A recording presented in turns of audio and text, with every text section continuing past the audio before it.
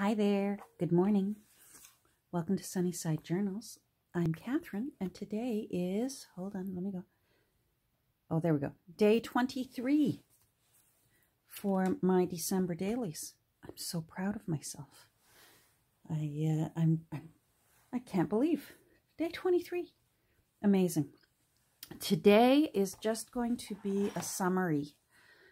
I tried recording yesterday and I paused and I restarted and paused and restarted so much that I sort of lost track of where I was in my own conversation. And I don't know how to edit and piece together videos the way some people do. And it's just not worth it. It's not worth giving up 30 minutes of your day for. But you know what? I just thought, oh, hold on, I got a cough. I'm on a medication to try and calm down this back spasm that I have. And I seem to have two side effects from it. And the doctor said, try and tough your way through it. And one of them is an irritating dry cough. And the second one is my mouth just constantly tastes like metal. Which, so when I talked to her, she said, ease off that one within 24 hours of Christmas so you can enjoy some of your Christmas meals. So I will go back to Robaxacet for over Christmas, just so that the beautiful turkey we're planning on cooking tastes delicious and not like metal. Anyhow, so this day, day 23, I have devoted to Christmas dinners. The ones that I recall from conversations with my parents, and certainly the dinners when I was growing up, and the dinners that my children had. So what I did was, it's very simple, but I rather like it. The background is scrapbook paper, and it's just in a nice kitchen-y pattern. I like that plaid tartan look, even though it's still in Christmas colors. It just reminds me of a little cozy kitchen. And that's what the house that I grew up in, it had a cozy little kitchen. It was not a big house, but it was a sweet little house. And it did not have a formal dining room. We ate all our meals right in the kitchen. Yeah, and it was wonderful. So what I thought I'd do is, most of our Christmases we've had either turkey or ham. We have had a few Christmases where we've done a prime rib, and that's really, really delicious.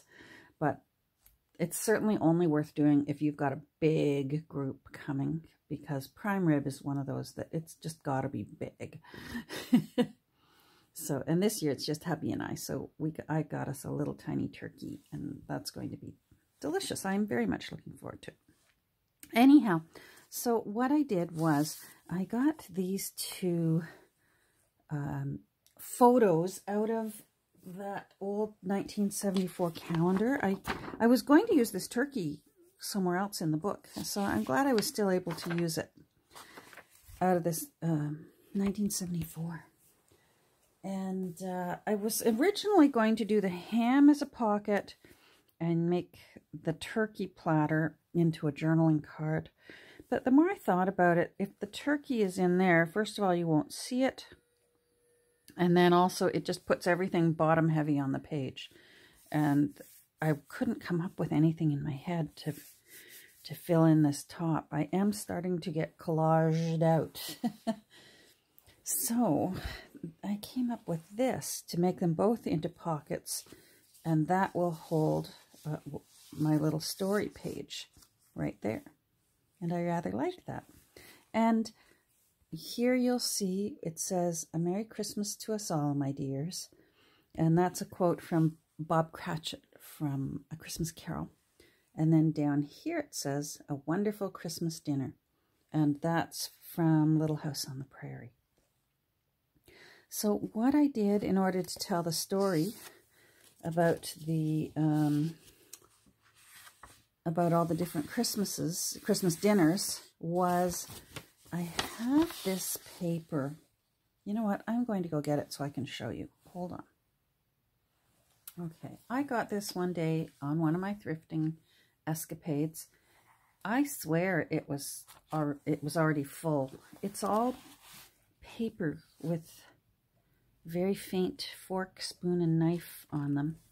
And I think it's for when you have an elegant dinner and you want to be able to print out the menu and put it at each place setting. I think that's what it's for.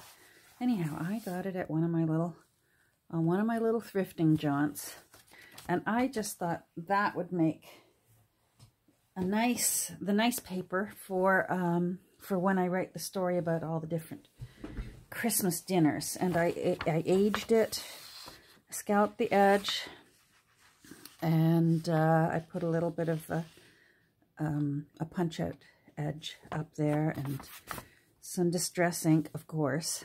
And then I wrote on this side all about how, like, for my mom and dad, when they were children growing up, they went through several eras where times were hard. You know, certainly during the 30s,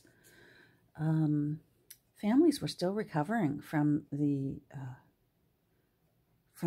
depression, the collapse of the stock market and the depression. And then came along the war years where, you know, they stood in line for a lot of things, and there were stamps and things were metered out to families.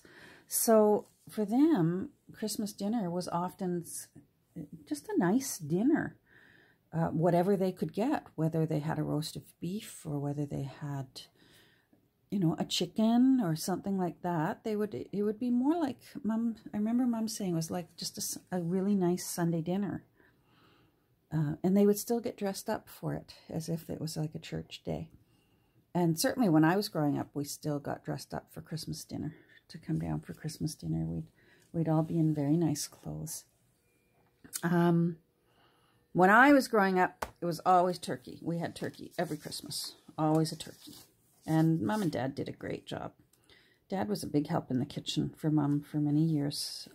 I have just as many memories of my dad helping get the stuffing ready and putting it in the bird. And he was always the one, oh, let me get that out of the oven, because it was usually a really big bird, because we usually had company over as well.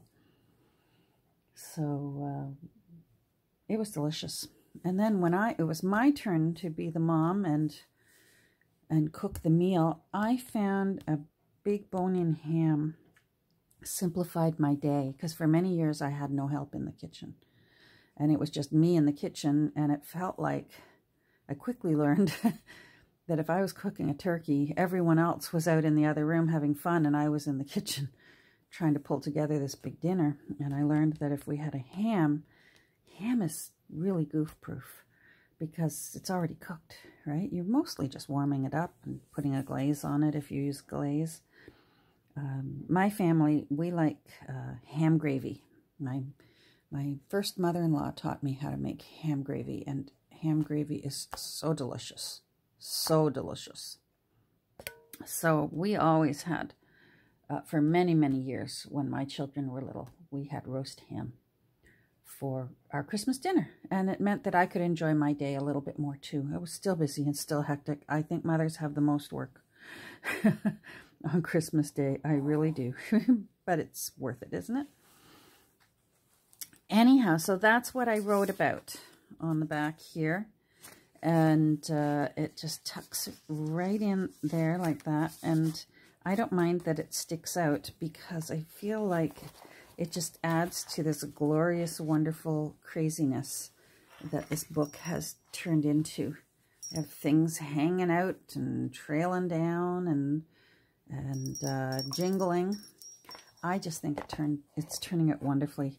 And I can't believe I only have a few more days to go. And this book will be finished. And then I've got to figure out what to do with it, because I've made one book and I have 5 children. Now, they're not all sentimental the way I am. And certainly of my family growing up, none of my brothers were very sentimental the way I am about things. So who knows? I don't know where this will end up. Hopefully somebody will treasure it and think it's that it's a wonderful keepsake. We'll see. I'll figure it out later. All I know is it's been very therapeutic for me. It's been very heartwarming for me to think back on all my Christmas memories, especially during how strange this December has been.